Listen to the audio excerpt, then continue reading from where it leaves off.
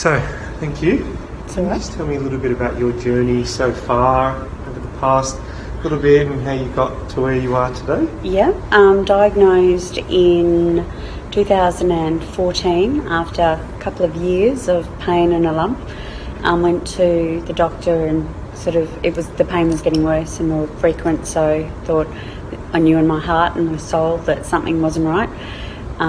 Referred me, because I was being a bit paranoid, to an ENT, and I had an ultrasound, and it came up that there was a tumour that they assured me 99.9% sure that it was nothing. Unfortunately, after surgery, it wasn't nothing, it was ACC, and then the journey really began. Didn't know anything about it, never heard anything about it before. Had the surgery and some facial paralysis type stuff, and then radiation for 6 weeks every day. So, and that's where and just have scans every 6 months now, pretty much forever. How did you go about finding any information? Like, we know the initial news. What was your initial response? Well, my ENT actually said that to Google it. That was pretty much, the response. I didn't really get a lot of information from him, so we went home and Googled it. And there wasn't a lot on there, and that's when I found Desi, and without a ribbon. And it was freaky because I was starting I'd had my surgery, and I was starting radiation on the Monday. I found the first without a ribbon get together in Brisbane, of all places, on the weekend. So I said to my husband, we have to go. So I went and I met everyone. It was reassuring that I wasn't alone, and that these people that were strangers to me gave me more information than I got from everyone else, because they'd been on that journey. They gave me some great advice in how to get through radiation as unscathed as possible. So I went home and with notepad in hand and went and bought myself, some of the cream that they suggested that would save my skin, and it did. And I sort of had the view that if these people can get through this, then so can I, and I have, and I will continue to do so. Fantastic. And so on the Without a Ribbon piece, how have you found the group, and what's been, the benefit to you of being part of such a group? It's having other people that are on that journey, and advice in terms of doctors, advice in terms of symptoms, and because we're all on that journey where you sometimes feel a bit lost in the medical fraternity, don't know enough, and meeting the professor on Friday night has reassured my faith in the medical fraternity. I think these ladies and gent have just support. You can message them, you can ask them questions, and particularly if you've got other people who've had it in the same location as you and the same distance out. That's been really heartwarming, and it's been really, just makes you feel not so alone, so you can actually talk to other people and find out what they've done or where they're at, or you can talk to someone who really does understand. You've got a family. Yeah. How was the news for the family, and how did you deal with that? That was probably the hardest thing I've ever done in my life, because at the time my boys were young teenagers, and teenage years with children, particularly boys, can be fraught with difficulties because they're trying to assert themselves. So my eldest son took it quite hard, because that C word, there's connotations that go with that. So the connotations are usually that, it's not going to be a good outcome. Because we didn't know, I think it was hard because we didn't know what we were doing. We didn't know what was going to happen, where we were going, what the outcome was, and some of the survival rates and reoccurrence rates are quite confronting. So we sort of told the boys, and we made some decisions to make the least impact on them. So I had my radiation at the Sunshine Coast as opposed to coming to Gympie, because going to Brisbane from Gympie. So that was really a decision we made to support our family.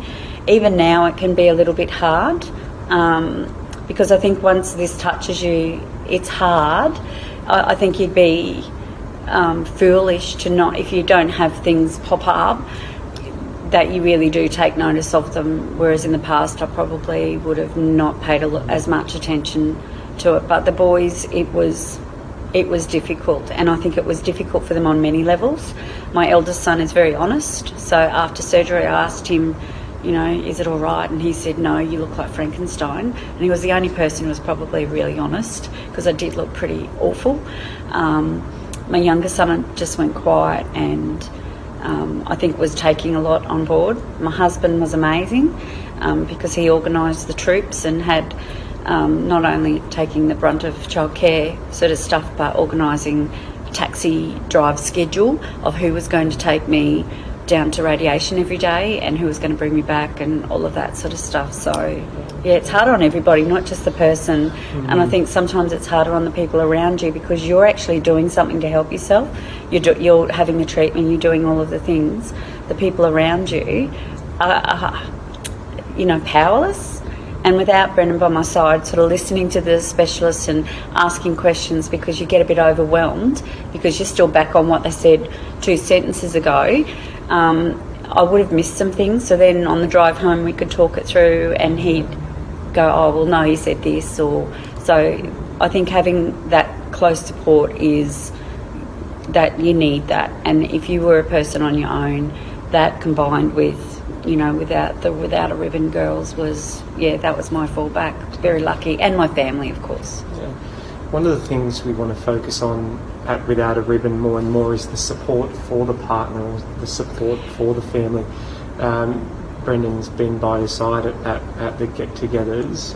How has the support been for him? Has there been support from Without a Ribbon? Yeah, I think him talking to the other husbands who are there, and like he's come home from conferences and gone and then bought me, you know, water picks and for, you know, to wash my mouth out, or, you know, just knowing that these other husbands have got through it as well, because it can be really confronting, because your wife doesn't look the same, perhaps it has a different way of thinking, and just the medical carousel that you get on. So knowing that there are other people that are dealing with that as well is good, and just talking to other people, and they honestly get together and have a good laugh, and I'm sure they poke fun at us behind our backs, maybe, I don't know, but but I think, you know, and it's a nice weekend away, but with a serious edge to it, that we're supporting each other, but it's about arming yourself with information